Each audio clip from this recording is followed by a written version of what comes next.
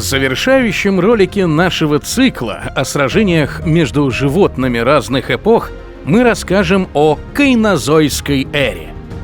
Поскольку она началась относительно недавно и не закончилась до сегодняшнего дня, то мы не будем посвящать отдельный выпуск каждому из ее периодов. После вымирания динозавров в животном мире нашей планеты случилось немало интересных событий. Но сегодня мы подробнее остановимся только на самых знаковых противостояниях этого нового витка эволюционной гонки вооружений. Подписавшись на канал «Эпоха динозавров», вы сможете раньше других узнавать о выходе очередного видеоролика. Также при помощи лайков и комментариев наши зрители помогают нам в развитии канала и знакомят с ним все новых любителей науки из разных стран. Кайнозойская эра началась сразу после завершения эпохи динозавров. На сегодняшний день она делится на 3 периода – палеогеновый, неогеновый и антропогеновый. В каждом из них происходили различные климатические и геологические изменения, а также появлялись и исчезали самые разные виды животных и растений. Попробуем вкратце рассказать обо всех них по порядку. Палеоген продлился с 66 до 23 миллионов лет назад и состоял из 3 эпох – палеоцена, олигоцена и миоцена. Все это время продолжалось расхождение материков. Это способствовало появлению Атлантического океана. Распад Гондваны и Лавразии к концу периода сделал невозможным миграции живых существ между континентами. После этого на долгое время эволюция жизни в разных концах планеты пошла своим путем. Практически на протяжении всего периода климат по всей Земле был теплым и влажным, но ближе к его завершению началось резкое похолодание. Особенно заметно это было в приполярных зонах. В Северном море плавали большие скопления льда, а Антарктида постепенно покрылась сплошным ледяным панцирем. В палеогене зеленые влаголюбивые растения произрастали не только на экваторе и в тропиках. Их можно было встретить на широтах современного Южного Урала, Казахстана, Кавказа и Центральной Европы. При этом вперемешку с сандалами, пальмами, бананами росли древовидные папоротники. Ближе к приполярным зонам можно было встретить деревья, характерные для сегодняшних умеренных зон – дубы, мирты, каштаны, кипарисы. На самих полюсах преобладали хвойно-широколиственные листопадные леса. После мелпалеогенового вымирания животный мир начала Кайнозоя не отличался большим многообразием. Освободившиеся экологические ниши постепенно заполняли новые животные. Это происходило во всех 3 обитаемых стихиях – в воде, в воздухе и на суше. И к концу палеогена самыми приспособленными существами были птицы и млекопитающие. Причем в это время млекопитающие уже активно осваивали моря и океаны. Это были первые разновидности сирен, китов и дельфинов. В середине палеогена осваивающие водное пространство млекопитающие достигли серьезных успехов. Грозой всех морских обитателей стали огромные зубастые киты – базилозавры. Длина самцов базилозавра могла достигать 21 метра, а самок – 18 метров. Удлинение их скелета произошло за счет увеличения позвонков. При этом у базилозавров еще сохранялись рудиментарные задние конечности длиной до 60 сантиметров. Они еще не приобрели форму полноценных ласт или плавников. Также, в отличие от современных зубатых китов, у них отсутствовали приборы для эхолокации. В относительно небольших черепах базилозавров просто не хватало места для их размещения. Их соперниками были выжившие после вымирания акулы и другие хрящевые рыбы.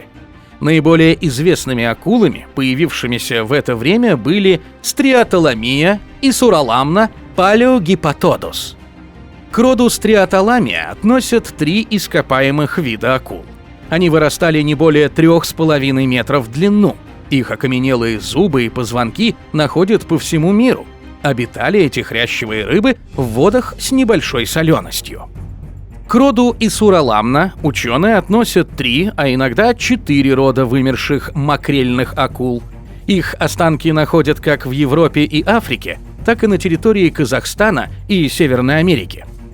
Палеогипатодус, название которого переводится как «древний мелкозубый», был открыт практически случайно. В одном из музеев США была найдена коробка с зубами, которые собрали на территории штата Алабама более 100 лет назад. Палеонтолог Джун Эберсол сразу понял, что принадлежат они новому виду ископаемых акул. Причем возраст зубов составлял примерно 65 миллионов лет.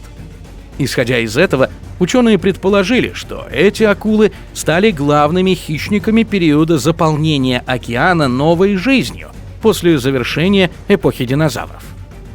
Из земноводных мелпалеогеновое вымирание пережили лягушки, жабы и некоторые виды гигантских саламандр. Рептилии в начале палеогена были представлены немногочисленными ящерицами, змеями, черепахами и крокодилами. Сухопутные млекопитающие в основном распространялись в лесах и по берегам водоемов. В самом начале палеогена они были совсем небольшими. Ближе к середине периода они стали разделяться на хищных, хоботных, копытных, приматов, грызунов и других. Благодаря разделению континентов в разных концах Земли долгое время обитали уникальные создания. В Австралии до наших дней сохранились сумчатые, а в Южной Америке появились неполнозубые и первые приматы. Ближе к концу палеогенового периода появились гигантские непарнокопытные бронтотерии. Это были похожие на носорогов травоядные существа высотой до 2,5 метров. Обитали они преимущественно в Северной Америке. В Старом Свете проживали родственные им эмболотерии. Позже им на смену пришла так называемая индрикотериевая фауна. Индрикотерии были самыми крупными сухопутными млекопитающими в истории Земли. Они вырастали почти до 5 метров и весили около 24 тонн.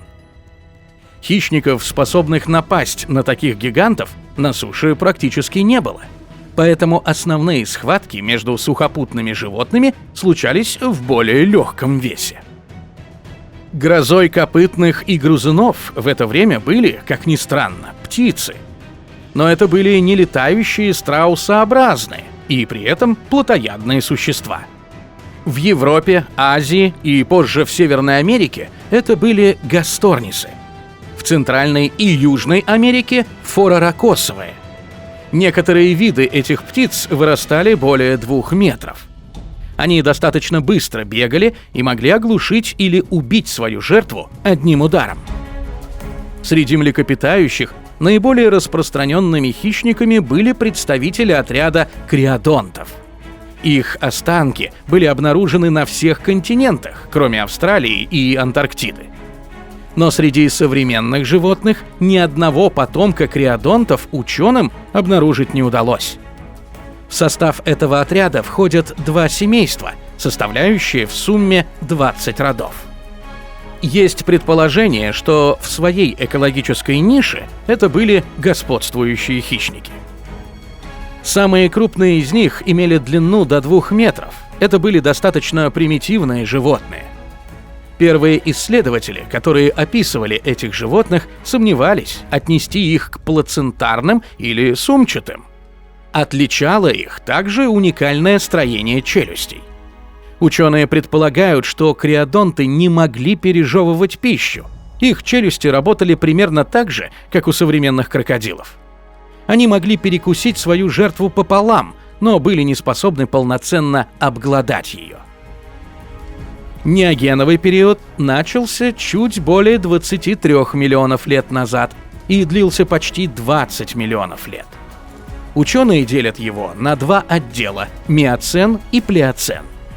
В течение этого периода происходило дальнейшее отдаление американских континентов от Евразии. На северо-востоке Африки произошло несколько разломов, благодаря которым появилось Красное море и Аравийский полуостров.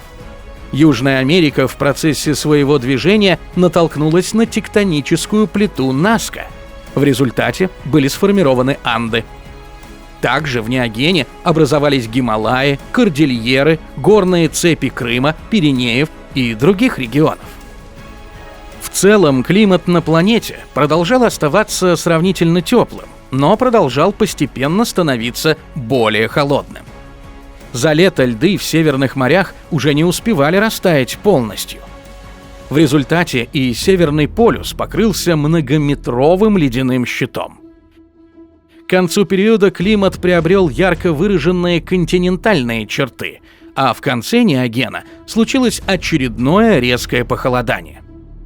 Такие климатические изменения привели к постепенному уменьшению площади лесов на всех континентах. В северных широтах уже вовсю свирепствовали настоящие зимы, а в экваториальном поясе росли вечно зеленые широколиственные леса. В умеренных и северных широтах распространились хвойные деревья. Но во многих регионах прижились каштаны, секвойи и другие более теплолюбивые растения. Еще одно похолодание ближе к концу периода привело к образованию тундры в Европе и Северной Америке. Также в тропических регионах образовались пустыни и полупустыни. Появление обширных травянистых равнин привело к очередному витку эволюции копытных. В первой половине периода господствовали представители так называемой гипарионовой фауны. Гипарионами называются предки современных лошадей. Они сильно уступали им в размерах и отличались по строению. Именно подобные животные были частыми жертвами ужасных птиц – гасторнисов и фараракасов. Также в это время появились предки современных верблюдов, оленей, жирафов. Также в этом периоде появились первые участники одного из главных противостояний всей эпохи – мамонтов и саблезубых кошек. Но основные этапы этого противостояния произошли уже в следующем, антропогеновом периоде. Зато морская фауна Неогена может похвастаться настоящим сверххищником – мегалодоном. Эта гигантская акула, по разным оценкам, вырастала до 15 метров в длину и весила от 35 до 47 тонн. Достоверно определить ее габариты очень сложно, поскольку мегалодон, как и все остальные акулы, был хрящевой рыбой, от него сохранились в основном челюсти и редкие позвонки. Для получения данных о внешности и повадках этой акулы ученые просто пропорционально увеличивают современную белую акулу. Четвертичный период или антропоген назван так из-за появления в нем современного человека. Первые гоминиды начали осваивать саванны и ходить на двух ногах гораздо раньше. Но составить серьезную конкуренцию другим живым существам человек смог сравнительно недавно. Антропогеновый период начался чуть больше 2,5 миллионов лет назад и продолжается по сей день. Большую часть периода занимает плейстоценовый отдел. Он завершился всего 11 тысяч лет назад, сменившись голоценом. К началу антропогена материки уже заняли свое современное положение. В четвертичном периоде продолжалось формирование различных горных цепей и других геологических объектов планеты. За счет периодического наступления и отступления ледников уровень мирового океана колебался в пределах 100 метров. Эти процессы помогли сформироваться многим северным островам и архипелагам. На самых холодных этапах ледникового периода слой льда и снега покрывал большую часть Европы, Сибири и североамериканского континента. Текущий ледниковый период сейчас находится в стадии очередного потепления. По оценкам ученых, оно началось примерно 10-15 тысяч лет назад. Следующее похолодание планетарного масштаба должно начаться не позднее, чем через 1000 лет. Такие температурные качели сильно повлияли на изменения растительного мира. Особенно сильно постоянные перепады температуры сказались на изменениях флоры умеренных и приполярных поясов. С отступлением очередного ледника с юга на север появлялись полосы таежной, степной и тундровой растительности. Более теплолюбивые растения в очередной раз начинали разрастаться в более северных регионах. Естественные преграды, вроде горных цепей, образовали своеобразные островки южной растительности в некоторых областях Европы, Азии и Северной Америки. Наглядно увидеть их сейчас можно в определенных частях Средиземноморского бассейна. В морях продолжались сражения за звание главных хищников между акулами и китообразными. Сравнительно недавно базилозавры уступили пальму первенства гигантским акулам, вроде мегалодона. В четвертичном периоде киты ответили появлением таких хищников, как, например, касатки. Эти зубастые киты отличаются не только скоростью и силой, но и высоким интеллектом. Кроме того, они ведут стайный образ жизни. Воздушное пространство в итоге осталось за птицами. В наших выпусках мы неоднократно рассказывали о гигантских орлах и предках современных кондоров. Эти хищники и их потомки представляют опасность не только для других пернатых, но и для многих существ, ходящих по земле, грызунов и мелких копытных. Разнообразные копытные на протяжении всего периода пытались противостоять большому числу новых успешных хищников. Ужасные птицы постепенно вымерли под натиском более продвинутых конкурентов – хищных млекопитающих. Во всех регионах планеты появились различные медвежьи, волчьи, а главное – кошачьи. Все они, включая знаменитых саблезубых кошек, успешно охотились на лошадей, бизонов, оленей. Только в Южной Америке птицы и пресмыкающиеся еще какое-то время могли чувствовать себя главными хищниками. Также своим путем развивалась фауна Австралии и островов в Тихом океане. Там до сих пор наибольшую опасность для всего живого представляют змеи, вараны и даже членистоногие. Но в остальном мире копытным приходилось отращивать рога и учиться быстро бегать. Но у каждого из них появились свои противники среди плотоядных животных. Волки стали охотиться на оленей, медведи — на кабанов и лосей, а саблезубые кошки — на бизонов, шерстистых носорогов и мамонтов. Несколько десятков тысяч лет назад в гонку природных вооружений вступил новый игрок — люди. Их оружием стали не клыки или рога, не когти или копыта. Люди оказались умнее, чем звери. Они научились пользоваться инструментами и ловушками, а также продуктивно общаться друг с другом. У плейстоценовой фауны не было ни единого шанса. Горы костей самых разных животных окружают стоянки древних людей. Их жилища и одежда были сделаны из шкур животных, украшения из зубов, когтей и перьев. Человек съедал практически все живое, до которого мог дотянуться. В комплексе с резкими климатическими изменениями это привело к вымиранию огромного количества живых существ по всей планете. Люди в борьбе за место под солнцем активно сражались и между собой. Сначала кроманьонцы уничтожили своих главных конкурентов – неандертальцев. Затем они начали делиться на племена и государства, продолжая убивать друг друга за ресурсы и земли. Сейчас сражения между разными видами животных продолжаются на всех континентах. Львы, тигры, леопарды, волки, медведи охотятся на зебр, буйволов, антилоп, оленей. Акулы и касатки нападают на рыбу, китов и друг на друга. Орлы, кондоры и совы нападают на грызунов, ящериц, змей. Но все эти схватки выглядят несерьезными перед глобальным противостоянием человека с природой. Люди не только уничтожают животных, они активно губят или перестраивают под себя весь окружающий мир.